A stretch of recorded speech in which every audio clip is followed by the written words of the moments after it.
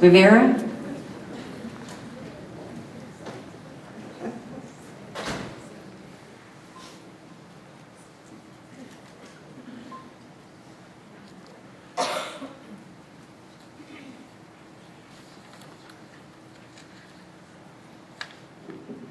Hello, I'm Dana Rivera, a student at Marcus High School, and I will be discussing the termination of some counseling jobs that deal with kids in juvie when they come back to Marcus and things like that, and guidance for emotional issues.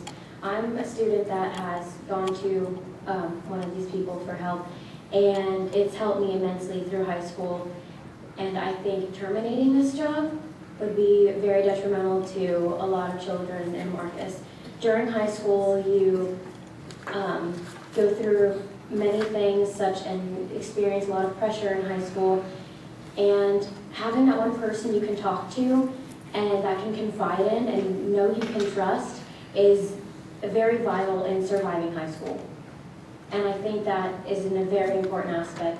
I mean, you know, there's a lot of kids who feel very alone in high school, and that may have some really negative thoughts, and there's very dark aspects of their life that they feel like they're alone and isolated, and that they have nobody to talk to. And when you know you have that person, it makes a world of difference in your life and brings light into your life. That's unexplainable, which has happened to me. And I want to open your eyes about those kids who may be overlooked. And, you know, just open your eyes to that, and that it's very important to have, you know, a guidance counselor like that in your life. I mean, what's going to happen to those kids that don't have that anymore, who may have suicidal thoughts, who may feel alone? Those kids are going to fall through the cracks in our society. And so I would like you guys to reconsider that decision of terminating those jobs. And that's all I have. Thank you very much. Debbie Coles.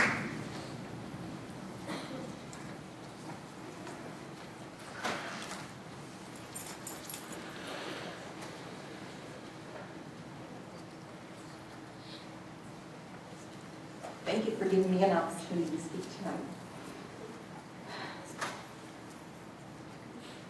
I'm a parent of 2 Lewisville high school graduates. And I cannot thank Lewisville ISD enough for bringing my children through the most wonderful educational opportunity. I've had the opportunity to see both ends of the spectrum. I have a child who had learning disabilities and had many challenges getting through LHS.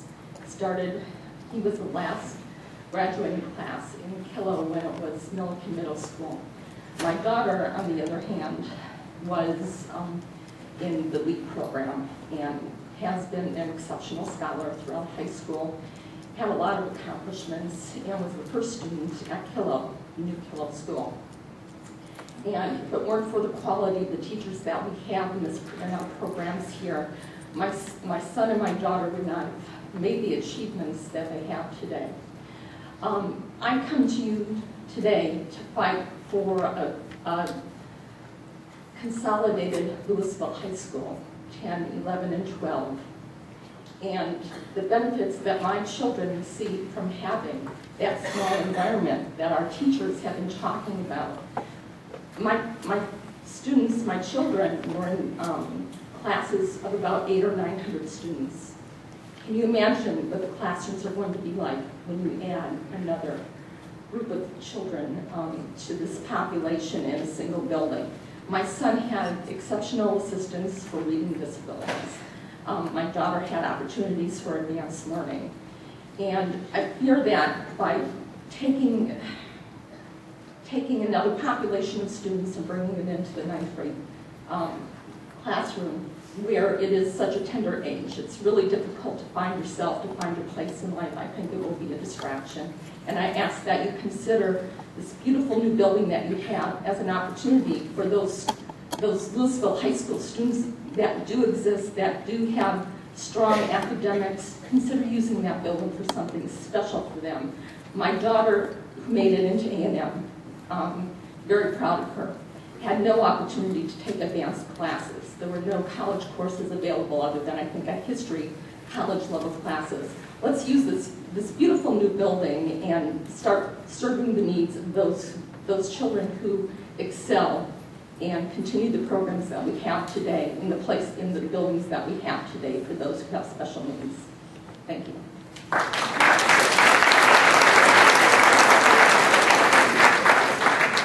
Thank you, ma'am. The next card I have is Lori Cummings.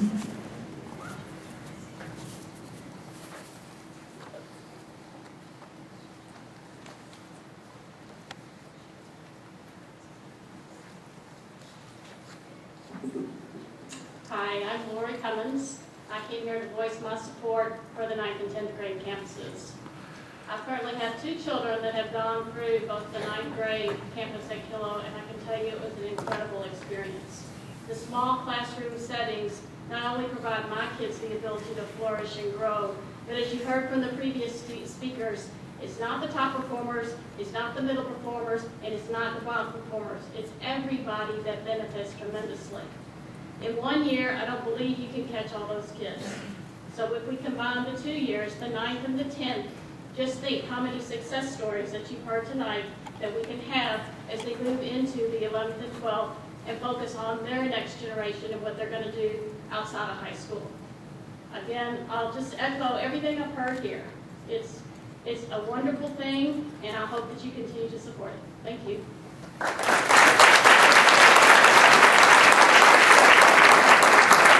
Thank you, ma'am. Summer Young.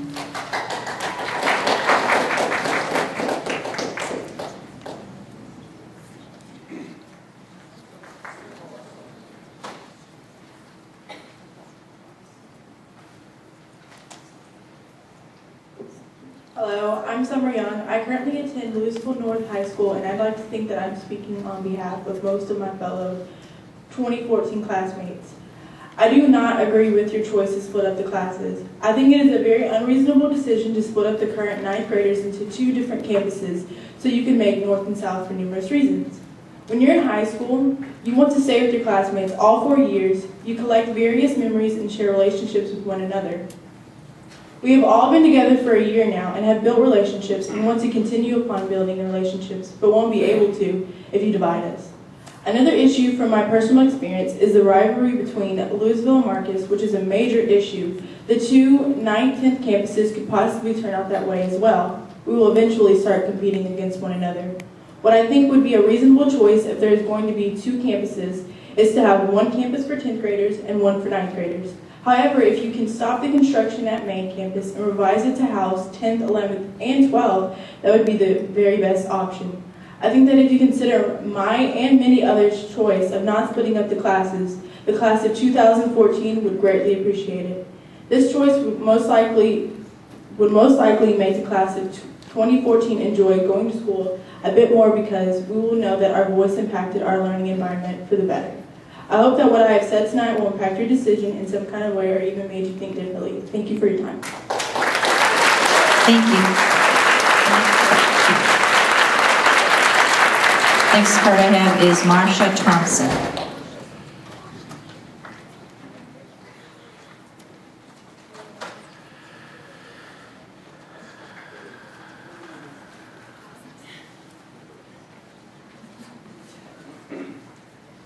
Hello, my name is Marsha Thompson, and I spoke to you the last meeting about doing all of this behind our backs and not coming to us and asking us what do we want for our children. What I would like to talk about tonight is how difficult you're making this not only on the kids but on the parents and all of the clubs and organizations. Band, volleyball, track, basketball, PTSA, and last but not least, football. I am a board member for the Farmer Football Booster Club. I am mainly responsible for spirit wear. I chose to do spirit wear as I saw last season there was not a lot sold. I want to change that. It is one of the most profitable ways to raise money for our football team. This is how we feed our players for Monday night football and Thursday night before the game. We pay for the banquets, the end of the season, and anything and everything else that's extra that needs to be paid for comes from the Booster Club funds. Well, this past season, there were only about 6 parents who continually volunteer for everything. Maybe 1 or 2 show up from time to time. Now, we're all on the board, and we need to find other parents who will be willing to volunteer their time.